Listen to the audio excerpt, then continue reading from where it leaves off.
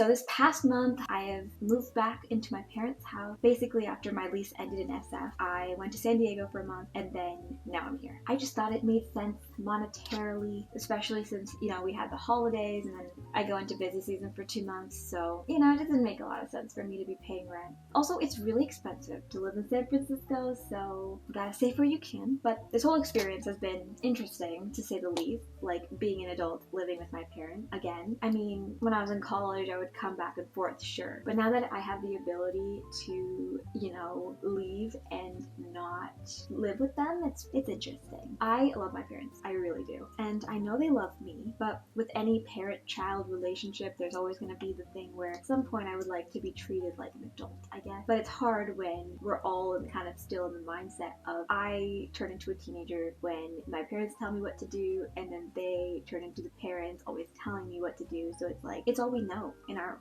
dynamic, in our relationship, okay? But my parents were immigrants who came to the United States when my mom was pregnant with me back in 96. And my dad grew up in a small village in India and really didn't have a lot. He grew up really poor and worked his ass off to get us here to America to have a better life. And when they moved to the United States, my mom really didn't know a lot of conversational English. So it was definitely a culture shock for them. But the thing is, they never really talk about how hard it was to be immigrants to come to the US, So I didn't really know about it, and I always saw my parents as embarrassing ones who were super loud and forced me to go to Pujo and do all these things that are different from all my white friends. I know, I'm rolling my eyes now, but that was past me, okay? They were super overprotective. I mean, I never even went to a sleepover, and forced me to study all the time, even though I really couldn't, and I had no real interest in the subjects in school, and I was more like theater and arts, and they were like, no, science.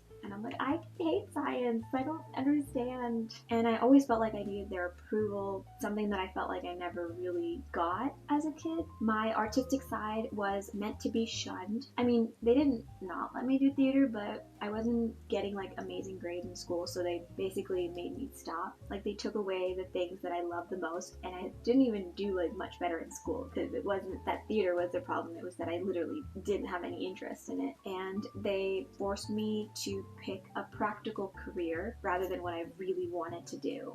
And that makes them seem like a bad guy, but they're not. They were just scared. Honestly, it was a miscommunication between generations, right? We both didn't understand each other because my parents didn't grow up the way that me and my brother did. When I was younger, and still now, I would really get triggered whenever they would, force me to do something and tell me to do something and tell me that there's something I need to change about myself, making me feel like I wasn't okay as I am. I think Ramdas said, if you think you're enlightened, go spend a weekend with your family. And I find myself really reacting like a teenager every time I'm around my parents still. And I guess I continue to forget that I am an adult that can make adult decisions and have an adult job with adult responsibilities. And I think they forget it too, because they know me as the little girl who didn't know how to tie her shoes. But even with those adult responsibilities and adult jobs and adult decisions, I still feel like I need to obey the things that they want from me, or, their rules, which I am under their house and I should be following their rules, right? But there's just this weird dynamic where, yes, I live under your roof, but I also am an adult and don't have to do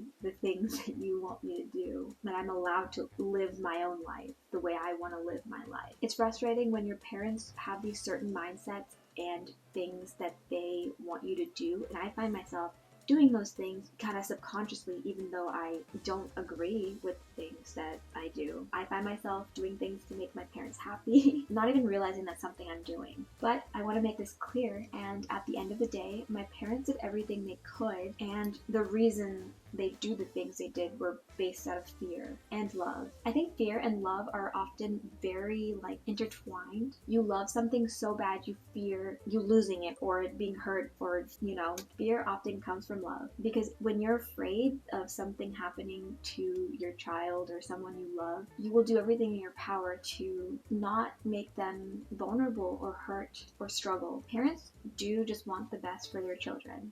Most of them. They don't want their kids to have the same struggles that they had, so they do their best to shelter their kid from the truth so that they don't end up getting hurt, so they don't end up being tainted by the outside world. It's a parent's job to protect and provide for their children, and that's exactly what they did. I mean, they did the best they could at their level of consciousness. It's a scary day when you realize your parents are actually humans too, and they make mistakes and carrying their own generational traumas, unhealed generational traumas, and they react from their emotions and triggers of their own, just like we do. The saying, "everything I did was to protect you."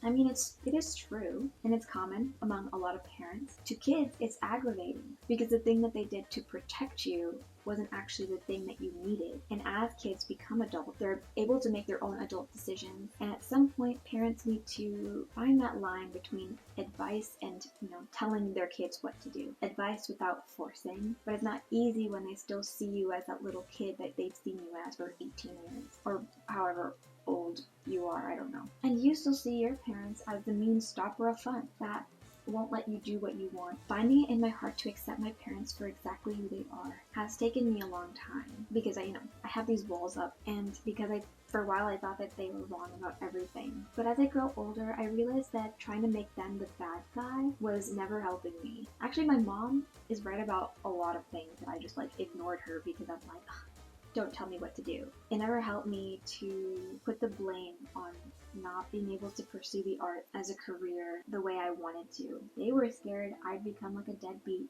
and it'd be just like a phase. And at the time, I didn't prove myself to be like, this is what I am going to do. But I was angry that they never even let me try. And while I don't think my parents were always right, I mean, what parent is? But my life has turned out exactly the way that it was supposed to be. And honestly, I wouldn't change one thing. If my parents let me pursue arts in college, I would have been in theater and probably acting and stuff. And I'm not a good actor. That's not me, and that's not the form of art that I want. I mean, and that's why I'm working on my own generational traumas in order to not pass down those fears onto my kids. But my parents in their early 20s didn't have time to do all of this self-growth because my parents were too busy raising me and my brother when they were my age. Growing up with immigrant parents is hard. They don't understand your culture and you don't understand theirs because you didn't grow up in the same environment as they did. It's hard because now you have these two cultures that are kind of competing against each other. Honestly, I feel like I have none. And I'm allowed to be angry with my parents, but I do know that they did everything in the best of their ability and out of fear, and that is no fault of their own. They do actually want the best for me. They might just not know what's actually the best for you. And when you are an adult and have the ability to make these adult decisions, you can choose what you want to do with your life. They can tell you what they think, but they can't legally stop you from doing what you want. I mean, when you're a kid, your brain really truly isn't developed enough to make these decisions that kids are kind of forced to do when they're in high school. They're not able to make decisions about things that can have lifetime consequences. And you just have to know that when you are an adult and you can make adult decisions, that you can do that. And you will choose the thing that you think is best for you, not your parent. And maybe the choice you make is not right, but it's a choice and you're allowed to make it. But until you're 18, 19, not living with your parents, it's a little hard not to follow their rules. And I mean, this video is really scattered, but let's just have a little bit more compassion for our parents who have really worked so hard to do everything they could for you. I mean, they did what they were supposed to do. They kept you alive and loved you. That's what parents are supposed to do, and that's their only job. And I mean, we all just need to check our privilege, I'm sitting here complaining about my parents who gave me everything. I lived a very cherished life, and my parents did everything they could to get me here. And I'm very grateful for that. They gave me a pedestal to start on, basically. And all I can do now is, number one, set boundaries with my parents. Number two, just love them for exactly who they are and just not take everything so seriously. When I start to realize I'm starting to become that teenager, I have to check myself, be like, girl, pause. You're not a teenager anymore. You don't have to react this way. It feels better, and I don't know, I don't have all the answers. I'm still struggling with this, but I'm going to continue to let myself feel my emotions and realize the root cause and get rid of these generational traumas, because fuck that. Okay, well, thank you for watching this entire video. I can't believe you're still here. I really appreciate you, and I will see you guys in the next video. Bye. Bye.